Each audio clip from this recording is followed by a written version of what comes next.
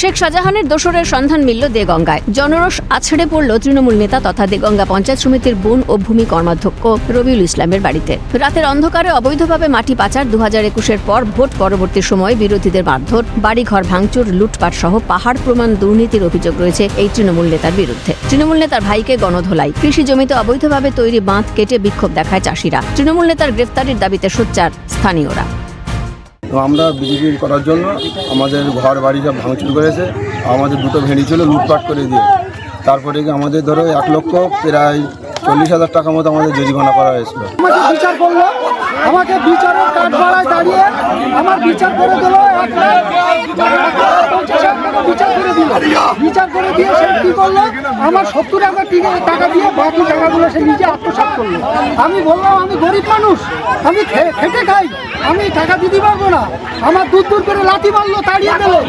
জানা গেছে, দেগঙ্গা থানার হাসিয়া গ্রামের রবিউল ইসলাম একসময় দিনমজুরের কাজ করতেন। গত 15 বছরে রকেটের গতিতে উত্থান, জমির পরিমাণ 7 বিঘা থেকে বেড়ে হয়েছে 120 বিঘা, 4টি আলিশান বাড়ি। তার বিরুদ্ধে মুখ খোলার জো ছিল না, চলত অকথ্য অত্যাচার। রাজ্যে পালাবদলের পর তৃণমূল নেতার গ্রেফতারি ও কাটমানির টাকা ফেরতের দাবিতে রবিউলের বাড়ির সামনে চলে তুমুল বিক্ষোভ। অভিযুক্ত তৃণমূল নেতার বিরুদ্ধে দেগঙ্গা থানায় লিখিত অভিযোগ দায়ের করেন বিক্ষোভকারীরা। তাদের অভিযোগ, রাতের অন্ধকারে মাটি কেটে অবৈধভাবে পাচার করতেন এই রবিউল। কোনো জমিতে 35 ফুট, কোনো জমিতে 25 ফুট গর্ত, নষ্ট হয়েছে বিঘার পর বিঘা কৃষি জমি। শুধু তাই নয়, কৃষকদের জমি আটকে বাঁধ দিয়ে ফসল নষ্ট, মেছো ঘেরি লুট এবং লক্ষ লক্ষ টাকা জরিমানা আদায়ের অভিযোগ রয়েছে তৃণমূল নেতার বিরুদ্ধে।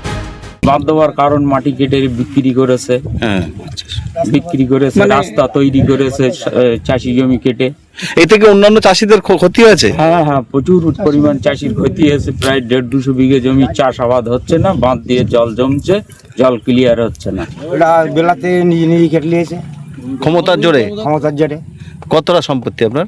ও সম্পত্তির সেটা হচ্ছে 34,000 জমি।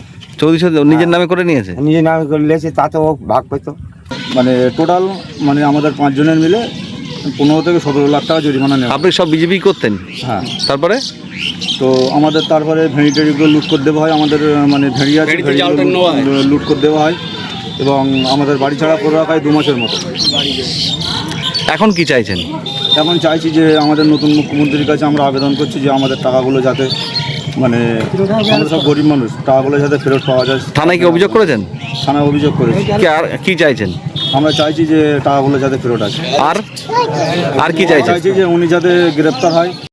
আরও অভিযোগ, এত কিছুর পরেও জেলা শাসক থেকে পুলিশ প্রশাসনের বিভিন্ন দপ্তরে কড়া নেড়েও মেলেনি সুরাহা। তদন্তের নামে প্রহসন হয়েছে। তেঁতুলিয়া মৌজা থেকে 100 বিঘা জমির মাটি কাটেও জোর জবরদস্তিভাবে, কাউকে কোনো পয়সা দেওয়া নয়, সেই মাটিটা নিয়েও ভাটায় বিক্রি করে অবৈধভাবে। কতটা ডিপ করা হয়েছে? 30 থেকে 35 ফুট, কোনো জমি 20 থেকে 25 ফুট। ঠিক আছে, যেখানে যেমন পেরেছে সেখানে তেমন, মানে ও যেদিকে তাকাবে সেদিকে জমি ওর।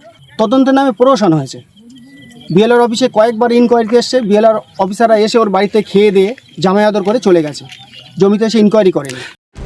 তৃণমূলের আমলে শেখ শাহজাহান, রবিউলের মতো নেতাদের ঘটেছে বাড়বাড়ন্ত। শাসনের নামে চলেছে শোষণ, যথেচ্ছাচার। ওই যে কথায় বলে না, ধর্মের কল বাতাসে নড়ে, এখন সেই অবস্থায় হয়েছে শাসক নেতাদের। রাজ্যে পালাবদল ঘটতেই আছড়ে পড়ছে পুঞ্জীভূত ক্ষোভ। শনিবার তারই প্রতিফলন ঘটেছে সোনারপুরে। বিপুল জনরোষের মুখে পড়তে হয়েছে তৃণমূল সাংসদ অভিষেক বন্দ্যোপাধ্যায়কেও। এবার তৃণমূলের নেতারা টের পাচ্ছেন কত ধানে কত চাল। দেগঙ্গা থেকে পঙ্কজ বিশ্বাসের রিপোর্ট, ক্যালকাটা নিউজ।